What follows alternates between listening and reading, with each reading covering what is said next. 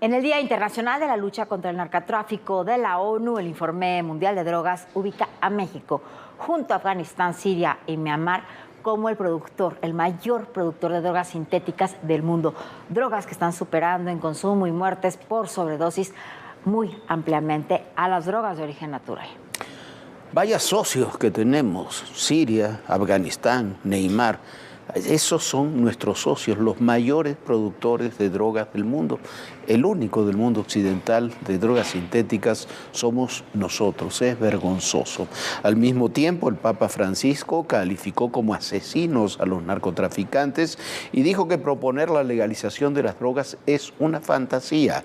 Sostuvo que es moralmente válido pelear por acabar con el tráfico de drogas. La salud pública en el mundo está bajo amenaza. Al número de consumidores de estupefacientes que aumentó en los últimos 10 años, se suman nuevos opioides sintéticos que aparecen en el mercado, más potentes y, por lo tanto, más letales. De acuerdo con el Informe Mundial sobre Drogas 2024, elaborado por la Organización de las Naciones Unidas, la oferta y la demanda de drogas marcan registros sin precedentes, lo que provoca daños incalculables a la salud, la seguridad y el bienestar de las personas. Around 64 million people worldwide suffer from drug use disorders, while hundreds of thousands lose their lives to drug use every year. And roughly 14 million people around the world inject drugs. La Oficina de las Naciones Unidas contra la Droga y el Delito detalló que el cannabis es la droga más consumida en el mundo, seguida por los opioides, las anfetaminas, la cocaína y el éxtasis.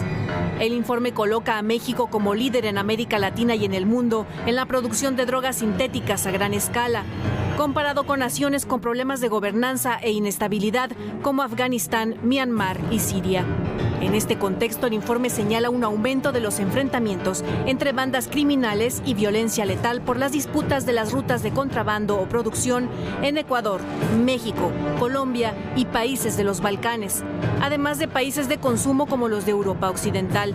Además, los narcotraficantes amenazan cada vez más la seguridad y la estabilidad medioambiental al ampliar sus actividades ilícitas a nuevos ámbitos, como el contrabando de especies silvestres y la extracción ilegal de recursos naturales. Por otra parte, las comunidades desplazadas en pobreza y migrantes en ocasiones se ven obligadas a recurrir al cultivo de opio o a la extracción ilegal de recursos para sobrevivir. También aborda la legalización del cannabis para uso recreativo en Canadá, Uruguay y varios estados de la Unión Americana, donde, según el informe, aumentaron las hospitalizaciones, sobre todo entre jóvenes, además de los trastornos psiquiátricos y los intentos de suicidio asociados al consumo habitual.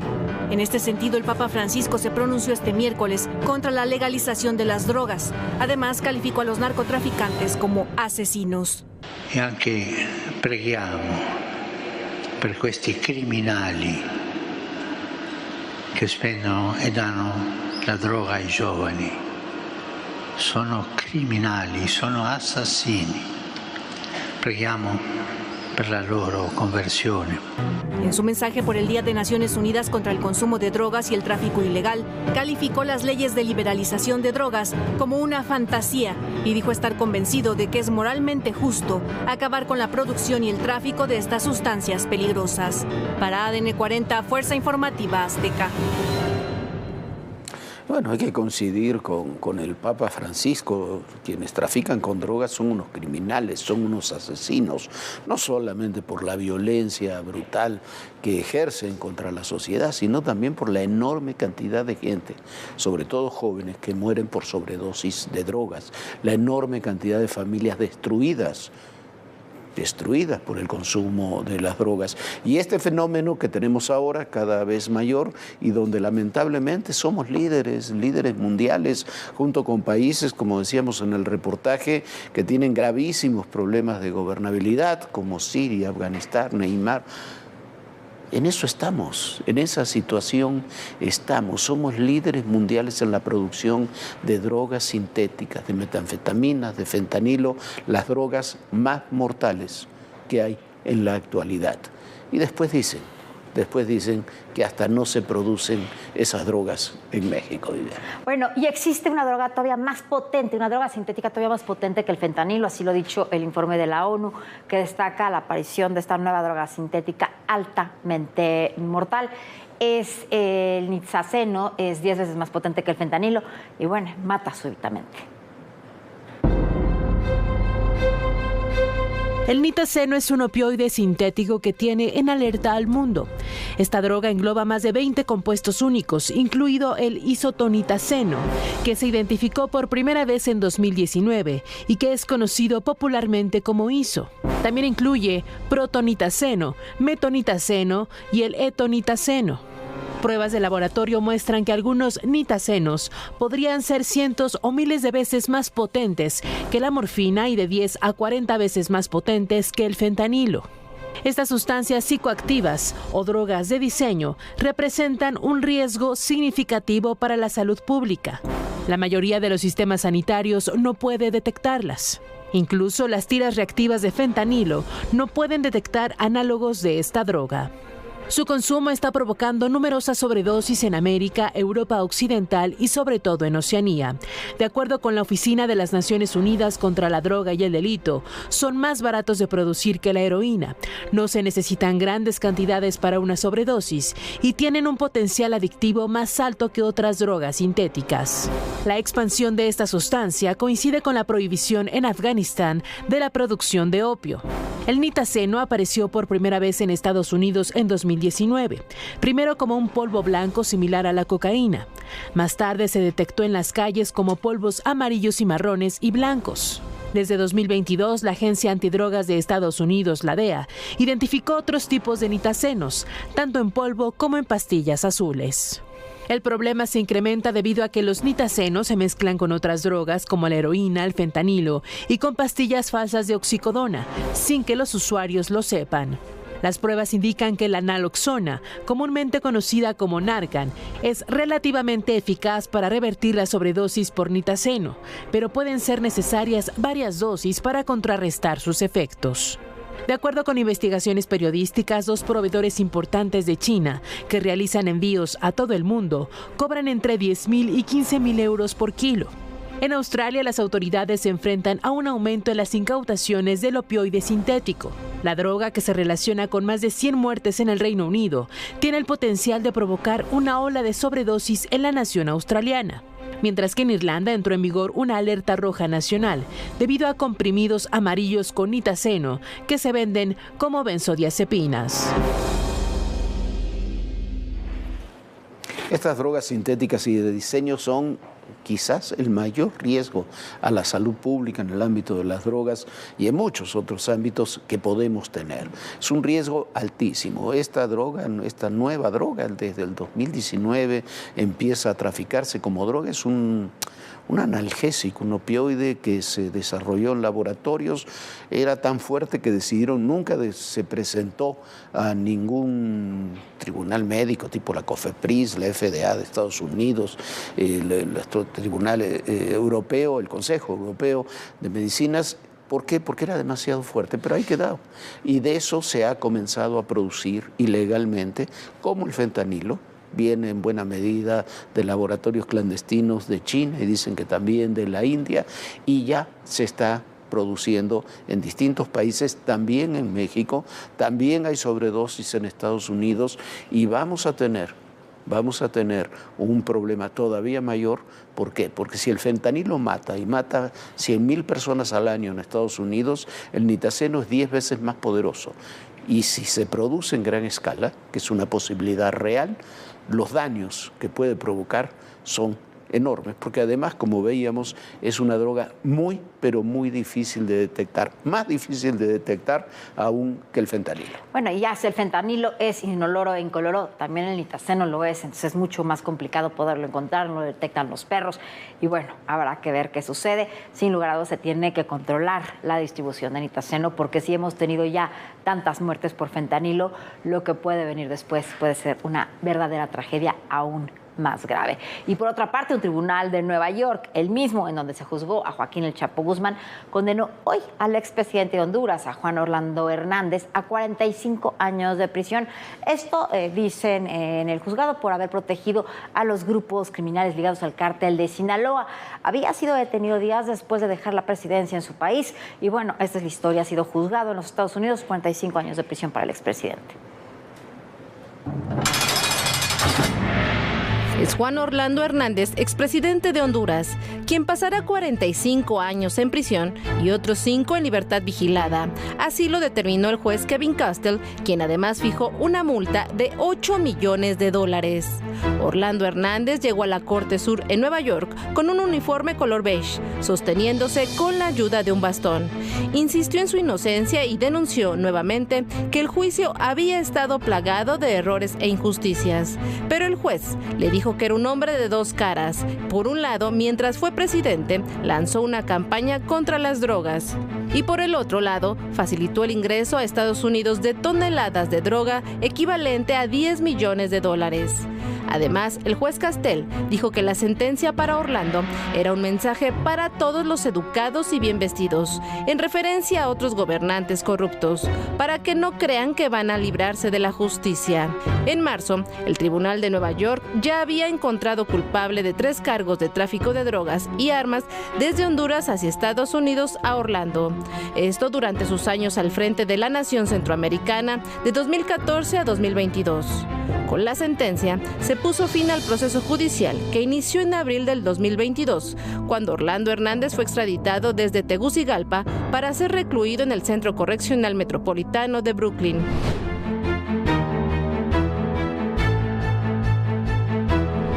Es el primer ex jefe de Estado condenado por narcotráfico en Estados Unidos desde el panameño Manuel Noriega en 1992. El juicio contra el expresidente de Honduras supone una radiografía de lo que los fiscales definieron como un narcoestado funcionando en América Latina en pleno siglo XXI. Según los testimonios de quienes en algún momento fueron aliados de Orlando Hernández, así como narcotraficantes, el exmandatario aparentó una lucha contra el tráfico de drogas. Desde el año 2013, Tony Hernández hizo tratos con Joaquín El Chapo Guzmán a nombre de su hermano Juan Orlando Hernández. Tony es otro que ya recibió cadena perpetua en Estados Unidos en 2021 por el mismo juez Kevin Castell. Según reportes del Departamento de Estado, en ese 2013, Orlando Hernández hacía campaña para convertirse en presidente de Honduras y aceptó cerca de $1 millón en ganancias del narcotráfico del Chapo a cambio de permitirle al capo seguir con su negocio en Centroamérica. En el juicio contra Orlando, los testimonios evidenciaron que cuando el gobierno pavimentaba carreteras en lugares remotos de Honduras, en nombre del bienestar público, el objetivo oculto era facilitar el traslado de cocaína. O cuando las fuerzas de seguridad debían encargarse de combatir el crimen, en realidad protegían los transportes de droga dirigidos a Estados Unidos. Y en el Congreso había quienes, en lugar de escribir las leyes, contribuían a quebrantarlas. Según la resolución por la Fiscalía de Nueva York, en Honduras las elecciones que se realizaron desde el nivel municipal hasta el presidencial no solo se definieron por votos, sino también por dinero del narco. Bueno, durísima la condena, durísimo el diagnóstico y para no extendernos, el mensaje lo dio el propio juez del caso al anunciar la condena. Es un mensaje a gobernantes y exgobernantes diciéndoles que no van a quedar impunes si cometieron este tipo de delitos. Que se ponga el saco quien se lo quiera poner, pero es un mensaje para todos los gobernantes de América Latina, donde hay presencia del crimen organizado.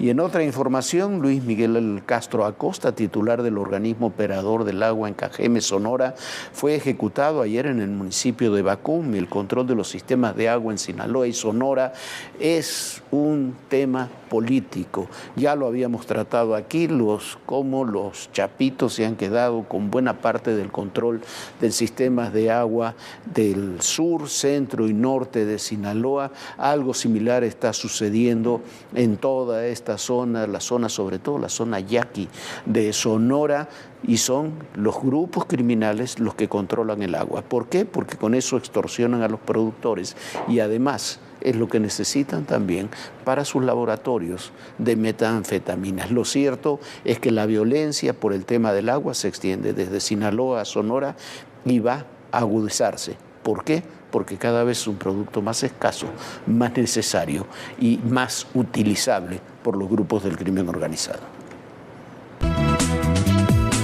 Del que somos el primer país exportador. Renunció, ¿por qué? Porque no estaba de acuerdo. La magnitud que ha tenido el narcotráfico mexicano. Las confrontaciones, las reacciones.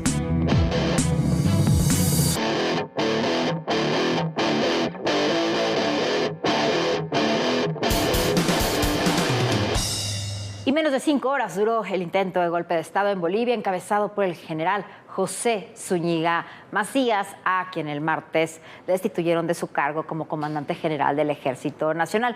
Con un puñado de soldados intentó tomar la Plaza Murillo y entrar al Palacio de Gobierno. Así estuvieron las cosas el día de hoy en Bolivia. Sí, mientras afuera del Palacio del Gobierno se vivía una crisis, adentro el presidente de Bolivia, Luis Arce, con una popularidad que está por los cielos, por los suelos, no por los cielos, por los suelos, nombraba nuevos comandantes que ahora conforman el nuevo alto mando militar.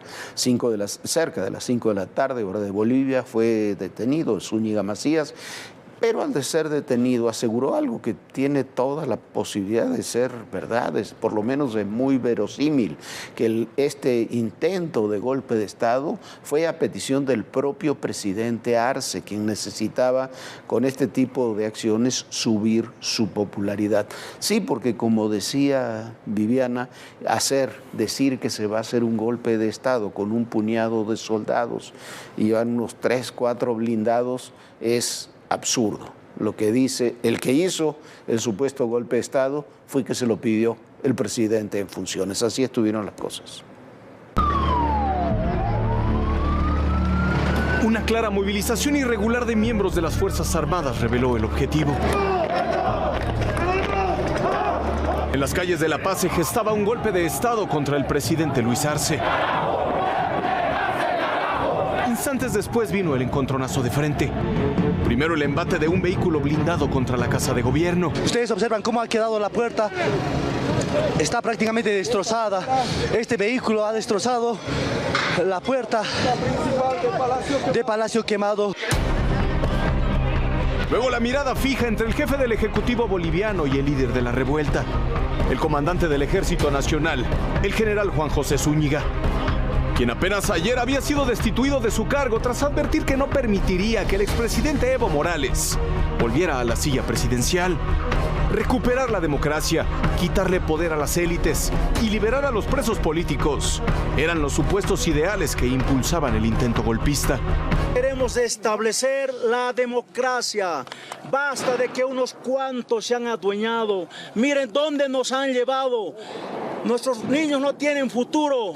El pueblo no tiene futuro. Bastaron menos de 5 horas para que la dinamita se cebara. Desde la Casa Grande del Pueblo, sede del gobierno, Arce le pidió a los bolivianos cerrar filas. Instauró una nueva cúpula militar y con el apoyo de la Fiscalía General ordenó la detención inmediata del hombre que hasta ayer manejaba los hilos del Ejército Nacional. Nos llena de más valor, de más coraje para seguir resistiendo cualquier intentona golpista, porque Bolivia merece su democracia que se ha ganado en las calles y con sangre, hermanos. El anuncio no tardó en llegar. 2 mandos que participaron en la sublevación, además del general Juan José Zúñiga, fueron detenidos. Pero antes de abordar el vehículo oficial encendieron otra mecha. El día domingo, en el colegio La Salle, me reuní con el presidente. ¿Ya? Y el presidente me dijo que la situación... No hay nada. No, yo he venido. ¿Ya? El presidente me dijo que la situación está muy jodida. Esta semana va a ser crítica. Esta semana. Entonces es necesario preparar algo para levantar mi popularidad. Trae la camioneta. No hay necesidad. Yo me voy a... No, usted va conmigo. Usted va conmigo. Por eso he venido. Viene, general, por favor. Entonces me dice, y le pregunto, ¿sacamos los blindados? Saca. En medio de una intensa crisis económica y de combustibles, el fantasma del autogolpe de Estado vuelve a retumbar en territorio boliviano. Raciel Cruz Salazar, Fuerza Informativa Azteca. Bueno, esto hay dos opciones, o esto fue un verdadero golpe de pacotilla, o fue un autogolpe. Es todo lo que ocurrió, lo que vemos ahí, es todo francamente ridículo. Pero bueno, ahí quedó esto, a ver cómo evoluciona la situación en Bolivia, que está inestable desde hace ya muchos años. Ya. Bueno, y es que autogolpes de Estado los hemos visto ya, bueno, por ejemplo, en países como en Cuba, como en Venezuela, y bueno, no es extraño que este pudiera haber sido el caso en Bolivia. Y hoy comenzaron un paro los trabajadores de los tribunales laborales en protesta contra la iniciativa de la reforma al Poder Judicial, al tiempo que jueces y magistrados anunciaron que participarán en los foros de debates para defender, por supuesto, la posición del Poder Judicial. No vamos a permitir la entrada a ningún trabajador, no vamos a permitir incluso que se reciba ninguna promoción. Este tribunal está cerrado. Así es como empleados del Poder Judicial tomaron el Tribunal Federal Laboral este martes 26 de junio. Bloquearon la entrada a todos los trabajadores como parte de su protesta por la reforma al Poder Judicial. Un paro laboral de 24 horas. Exigieron el respeto al derecho laboral, que los jueces y magistrados sean electos no por voto popular, sino por carrera judicial, y el respeto a la autonomía e independencia del Poder Judicial. Por su parte, magistrados y jueces de Michoacán también convocaron a un paro de labores. En medio de esta situación, la ministra presidenta de la Suprema Corte de Justicia de la Nación, Norma Piña, emitió un mensaje. Ante la iniciativa de reforma al Poder Judicial, estamos dialogando con todas las instancias posibles para garantizar la defensa de sus derechos laborales. Es precisamente en estos tiempos cuando más debemos demostrar que trabajamos por México. Esto ocurre a unas horas de que comiencen los foros de la reforma al Poder Judicial, que contempla que las autoridades de ese poder se elijan en las urnas. Mañana iniciamos con un foro. ¿Qué poder tenemos y qué poder judicial queremos? Va a haber 9 foros en estos 2 meses. El siguiente será en Jalisco, precisamente, el 1 de julio. En tanto, la virtual presidenta dijo que no se va a afectar los derechos de los trabajadores. Sobre los trabajadores del Poder Judicial, primero que tengan tranquilidad, que la reforma judicial que se presentó no implica de ninguna manera afectar los derechos laborales de los trabajadores. Lo que estamos hablando pues es de los magistrados, de los jueces y de los ministros. Bueno, la reforma que se presentó y la que ya se ha hecho sí afecta a los trabajadores del Poder Judicial, porque afecta a jueces, magistrados, ministros y a sus equipos, obviamente. Vamos a otro tema. Isabel Miranda anunció que recurrirá al cambio de medida cautelar de Brenda Quevedo, una de las acusadas del asesinato de su hijo Hugo. Anteayer un tribunal cambió la medida cautelar de Brenda Quevedo a prisión domiciliaria. Este tema, mire, ya lo habíamos platicado, es muy controvertido porque además lleva así muchos años Brenda Quevedo, creo que son 14, 15 años presa, pero también es un hecho también es un hecho que no tiene sentencia porque ha alargado todo lo posible sus procesos precisamente para que no se dicte sentencia y pueda salir en libertad. La cantidad de pruebas que hay en su contra son abrumadoras, pero bueno, así están también algunos de los temas de justicia en nuestro país. Bueno, y en otros temas, hoy finalmente Julian Assange llegó a Australia al tiempo que el gobierno de los Estados Unidos insistió en algo que ya le habíamos dicho y lo platicábamos justo ayer aquí en Todo Personal. La condena de Assange no fue por ejercer la libertad de expresión, sino por tareas de espionaje, de robo de información que pusieron en riesgo agentes operativos y tratos de Estados Unidos en el exterior, incluyendo a varios agentes que estaban en Afganistán durante la guerra. Sí, un tema muy controvertido también el de Assange. Y mire, mañana la virtual presidenta electa, Claudia Sheinbaum, anunciará nuevos nombramientos de su gabinete, pero hoy adelantó el nombramiento de José Antonio Peña Merino como director de la Agencia de Transformación Digital, una oficina que buscará que todos los trámites que hacemos se lleven a cabo, todos los posibles, se lleven a cabo en Internet y con el mayor uso posible de la tecnología. Lo platicó con empresarios, fue una promesa de campaña.